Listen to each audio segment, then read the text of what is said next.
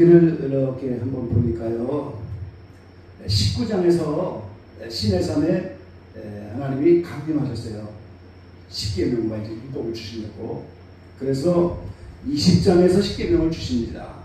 그리고 이제 여러 가지 계명들을 주시고 25장에 오면은 예물을 갖다가 이제 성막 짓는 규례를 알려주시는 거예요.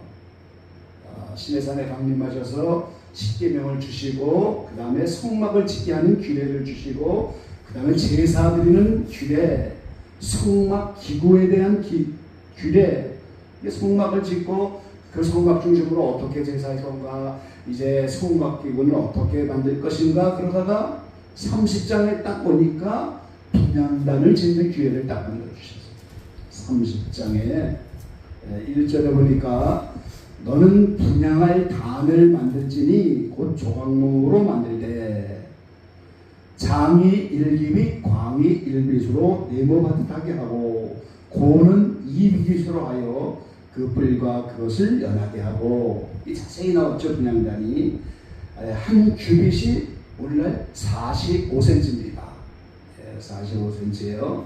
그래서 그 규격을 자세히 말씀하고 그 다음에 이제 30장에서 분향단을 만들면서 속전 규례, 속전을 어떻게 할 건가, 그 속전 규례를 또 이어서 말씀하시고 그 다음에 이제 오늘 본문에 오면서 그때 이제 관유를 만드는 방법을 말씀하세요. 관유가 기름이잖아요. 그 제사장 머리에 붓는 관유, 희생의 기름, 이 관유를 만드는 그러한 규례, 그리고 또 이제 향품을 만드는 그런 규례를 오늘 또 이렇게 말씀하셔요.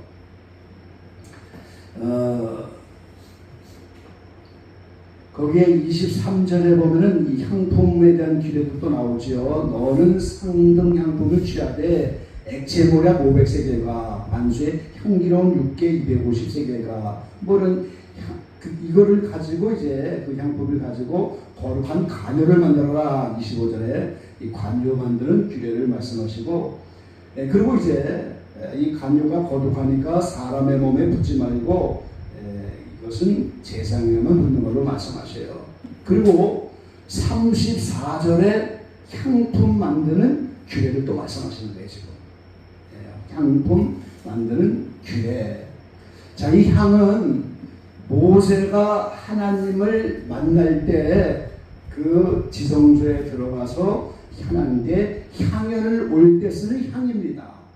그거를 이제 만드는 규례를 말씀하는 거예요.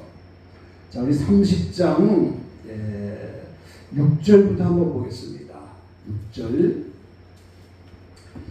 그 단을 증거계 위 속죄소 맞은편 곧 증거계 앞에 있는 장밖에 두라. 그 속죄소는 내가 너와 만날 곳이며 아론이 아침마다 그 위에 향기로운 향을 사르되 등불을 정리할 때에 살을 찌며 또 저녁 때 등불을 켤 때에 살을 찌니 이 향은 너희가 대대로 여호와 앞에 끊지 못할지요. 그랬어요. 그러니까 이 제사장 아론이 들어가서 그 향을 등불 정리할 때 이제 사르고, 그리고 이제 모세가 하나님을 또 만날 때 이 회막에 가서 속죄소 앞에서 만날 그때 이 향을 올려드리라고 이렇게 이제 규례를 말씀하면서 그 향을 이렇게 만들어라 그러면서 34절에 말씀하고 있는 거예요. 자, 그런데 우리가 여기서 이제 오늘 볼 수가 있는 것이 이 모세는 예수 그리스도의 모형인물입니다. 예수 그리스도의 모형이에요. 그리고 향은 기도를 상징하는 거예요. 계시록 5장 8절에 보니까 책을 취하심에 네 생물과 24장로들이 어린 양 앞에 엎드려 각각 검은고와 향이 가득한 금 대접을 가졌으니 이 향은 성도의 기도들이다. 예수님이 공중 강림하기 전에 어린 양이 입봉한 책을 받아서 인을 떼고 그 다음에 주님이 오시잖아요. 근데 주님이 어린 양 대신 예수님이 책을 받으시는 그때 성도의 기도가 올라갔기 때문에 그 책을 받으시고 이제 재림하여 오실 수가 있는 건데요. 그때 이제 그 향을 성도의 기도다 이랬어요. 그 향이 기도고 모세는 예수 그리스도의 모형이라고 한다면, 그러면 여기에 지금 네 가지 재료를 가지고 향을 만드는데 기도의 향, 기도가 이렇게 이런 재료로 만들어져야 된다. 그런 교훈을 주는 거예요. 예, 기도를 만들 때, 향을 만들 때 그 기도 속에 이러한 요소들이 있어야 그 향연을 하나님이 받으신다. 그 제사장도 모세가 하나님을 만날 때 하나님 앞에 향연을 올려드린 그 향이 이러한 재료, 이러한 요소들이 있어야 하나님을 만나주시겠다. 그런 교훈을 우리에게 주는 거예요. 35장 8절 한번 보시기 바랍니다. 35장 8절. 8절에 등유와 및 관유에 드는 향품과 분향할 향을 만드는 향품과, 이제 하나님이 명령한 그대로 관유도 만들고 지금 향품을 만드는 장면이 나왔어요. 37장입니다. 37장 29절이에요. 29절, 거룩한 관유와 향품으로 정결한 향을 만들었으되 향을 만드는 법대로 하였더라 했잖아요. 향을 만드는 기회를 딱 알려주시니까 그 법대로 그대로 만들어갖고, 그 다음에 이제 레위기부터 시작해서 그 향을 그대로 하나님 앞에 가서 향연을 올리면서 그대로 쓰는 거예요. 그럼 여기서 이제 향을 만드는 재료가 오늘 34절에 나와 있는데, 이것이 오늘 하나님이 받으실 만한 향연, 그 속에 모든 그 요소들이 있어야 올바른 기도가 된다. 그런 뜻이 되는 거예요. 그래서 34절에 보니까 여호와께서 모세에게 이르시되 너는 소야품과 나감향과 풍자향의 향품을 취하고 그 향품을 유향에 섞되 각기 동일한 중수로 하고, 네 가지 재료예요. 지금 소야향, 나감향, 풍자향, 그리고 유황, 거기다가 동일한 중수로 이렇게 섞어서 향을 만들어라 그랬어요. 이 소야향은 다른 번역에 보니까 대중나무라고 되어 있어요. 대중나무, 공동 번역에 몰약 같은 겁니다. 몰약 같은 거. 그리고 나감향은 향조 껍질 그랬어요. 갑각류 조개 껍질이 조개 껍질. 조개 껍질을 빻아서 고운 가루를 만들어 갖고 향을 만드는 거예요. 그게 나감향이라는 거예요. 조개 껍질입니다. 풍자향은 고무나무 같은 관목, 거기에서 나오는 수지, 고무나무의 수지, 그걸로 만드는 향이에요. 그리고 유황은 순수한 그대로 향이죠. 감람나무의 진액, 소나무 송진 같은 거, 그걸로 이제 만드는 향이에요. 근데 사실은 이 네 가지 향이 기도의 향연이 돼서 하나님께 올라가는 거잖아요. 그래서 이 향 하나하나가 전부 영적인 의미를 갖고 있는 거예요. 소야향, 이게 대중나무라고 번역을 했는데 몰약을 만드는 향인데, 이 몰약은 희생과 고난을 말하는 거예요. 그래서 예수님 장사할 때 몰약을 집어넣었어요. 그 예수님이 십자가에서 죽으셔서 희생과 고난으로 결국 십자가에 죽는 그 몰약, 희생과 고난을 통한 죽음을 상징하는 거예요. 그리고 나감향은 조개 껍질 같은 거를 빻아서 만드는 그건데, 그게 뭐냐면 자아를 완전히 부서뜨려서 깨뜨려만 다 자기 부인을 얘기하는 거예요. 풍자향은 고무나무 감목에서 나오는 그런 수지인데, 이것도 여전히 죽음, 십자가를 의미하는 거예요. 그리고 유향은 순수한 감람나무의 진액인데, 이것이 영적으로는 이 속에 있는 진액이 바깥으로 다 나와서 송진같이 되는 것처럼 내 속에 있는 것을 전부 토안해서 참 내 속마음을 그대로 하나님께 다 드려야 한다는 그런 영적 의미를 갖고 있는 거예요. 그러니까 예수님이, 자, 우리가 한번 생각해 봅시다. 레위기 16장에 대제사가 있죠. 대제사, 속죄제사. 제사장이 그 지성소로 들어가기 전에 향연을 가득 채워서 향연이 가득 차지하면 들어가면 죽임을 당하잖아요. 근데 우리 이제 흔히 그렇게 표현하잖아요. 구약 시대의 성도들이 제사가 상달되어서 하나님이 속죄 제사를 허락했다. 우리 속죄 제사에서는 그렇게 이제 합니다. 교단에서. 근데 사실 이게 예수님의 기도가 상달됐다는 거예요. 예수님의 기도가. 구약 시대 성도들인 예수님이 오기 전에 제사는 사실은 없는 거예요. 예수님이 오시게 돼요. 아까 계시록 5장 8절에 어린 양이 인도한 책을 띄는 건 신약교회 성도들이 예수님 이름으로 기도해갖고 그것이 상달됐기 때문에 예수님이 오시는 건 맞아요. 근데 구약 시대 성도들은 그런 기도가 상달되는 게 아니고 예수님이라고 하는 제사장이 향연을 올리는 거잖아요. 그 제사장이 누구예요? 예수님이잖아요. 예수님이 자신의 것을 가지고 향연을 올려갖고 하나님의 성소에 들어가게 됩니다. 그럼 예수님이 십자가 지고 죽으시면서 그 향연을 올린 게 뭐겠어요? 이 네 가지 향의 삶을 그대로 살았다는 거잖아요. 자기 부인의 삶을 천천히 살았다는 거예요. 예수님이. 모략과 같이 십자가에서 자기를 죽고 희생하고 고난의 삶을 살고 주님이 어떻게 해요? 아침마다 새벽명에 한밤중에 나가서 기도하잖아요. 그 속마음을 다 토로해서 내놓는 그런 유황의 삶을 살았다는 거죠. 그 오늘 저와 여러분도 마찬가지잖아요. 예수님이 우리를 위해서 기도의 본을 보이시고 대제사장이 되어서 이 향연을 올려드려서 하나님 받으시는 제사를 드린 것처럼 이 예수님을 따라간 우리도 이 네 가지의 기도의 향 속에 우리의 삶에서도 다 똑같이 들어가 있습니다. 제일 첫 번째가 소야함이라는 게 이 모략을 만드는 재료인데 희생과 고난, 그 다음에 나가망의 자에 부서진 자기 부인, 자기 부인이 제일 먼저 있어야 되는 거예요.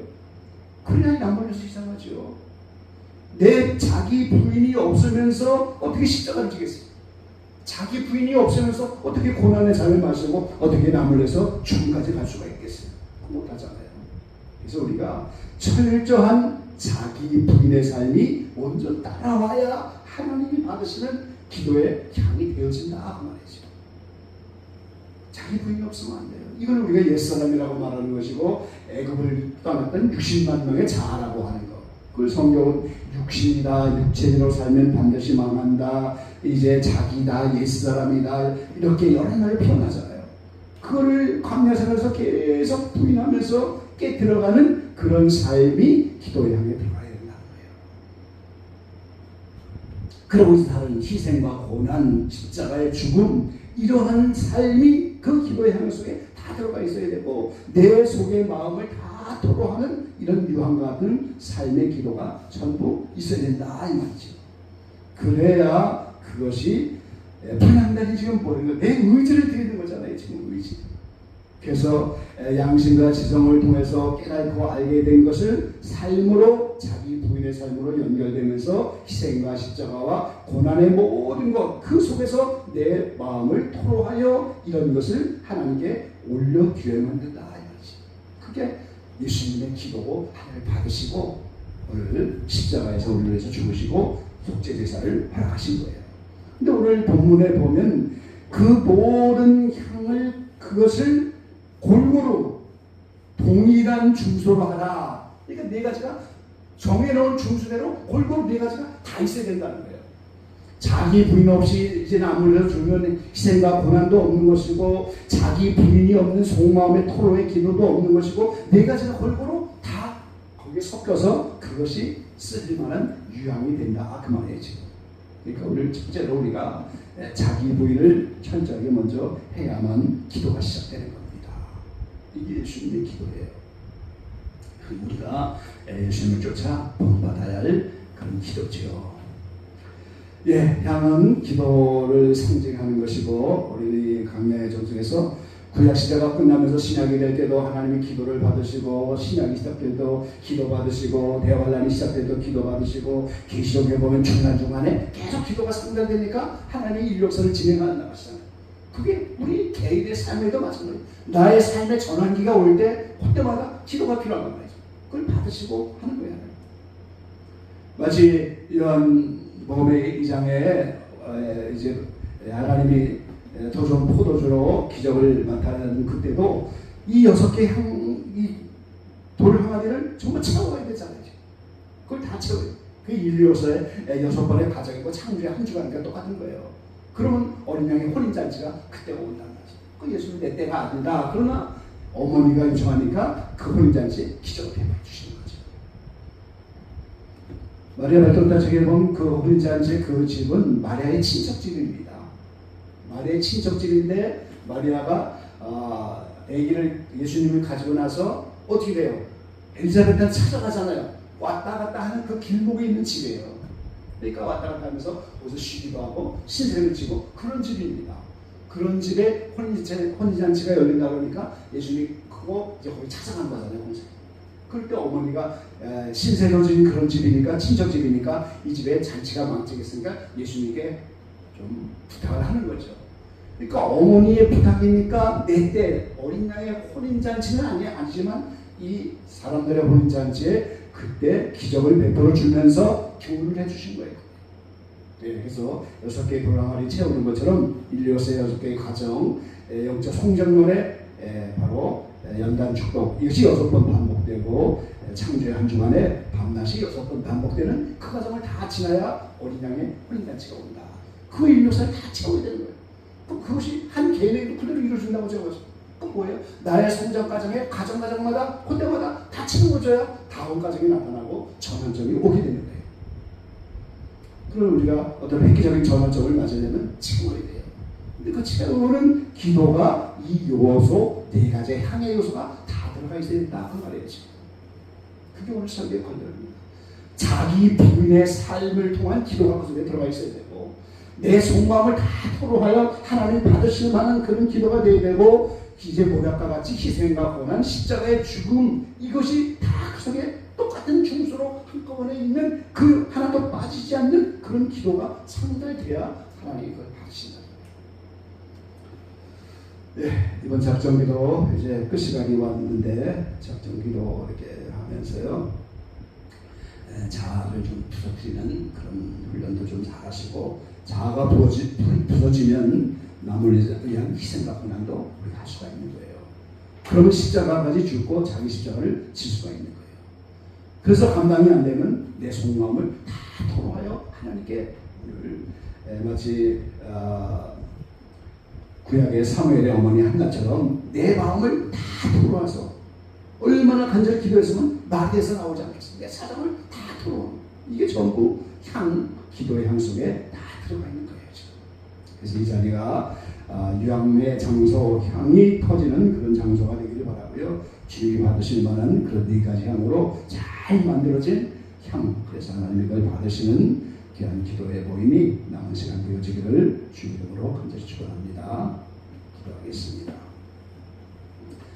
사랑하신 아버지 하나님, 하나님께서 신대산에 강림하셔서 십계명과 율법을 다 주시고 성막 만드는 규례를 알려주시고 분향단 만드는 규례를 알려주시고 거기에 향을 만드는 규례를 알려주셔서 모세가 성막 안에 들어가서 향을 올려 하나님을 만나고 아론이 향을 올리고 그래서 그 향을 만드는 규례 속에서 4가지의 향 재료를 우리가 살펴봤습니다. 그 향은 바로 성도의 기도고 예수님의 기도고 이제 우리는 예수님의 그 기도를 본받아서 4가지 향의 요소가 함께 어우러진 그런 기도를 주님께 드리기를 간절히 원합니다. 자기 부인의 삶이 거기 있게 하시고 십자가를 통한 희생과 고난과 죽음까지 이어지는 그런 삶의 기도가 우리에게 있게 하시고 우리의 힘으로 어쩔 수 없는 이 모든 나의 속마음을 온전히 토로하여 한나라 원 여인이 그 모든 사정을 토로하여 하나님께 심정을 통하다고 하는 것처럼 이러한 요소가 다 어울려진 그런 향연으로 하나님께 올려져서 그 향을 하나님 받으시고 우리 삶의 전환점이 오게 하시고 또 새로운 환경들이 우리에게 열릴 수 있도록 저희를 축복하시고 역사하여 주십시오. 이 밤도 합심하여 기도할 때 우리 향연 하나님께 올려지게 하시고 하나님 우리 향기를 받으셔서 놀라운 역사를 나타내 주시옵소서. 이번 과정을 통해서 우리 자아가 더 부인되게 하시고 더 남을 위한 희생과 고난과 십자가의 삶으로 이렇게 연결되는 우리가 되게 하시고 감당할 수 없는 모든 것 주님께 의탁하고 의지하여 우리의 속마음이 하나님께 다 도로되는 귀한 기도의 시간 되게 도와주시옵소서. 예수님의 이름으로 감사하며 기도리옵나이다. 아멘.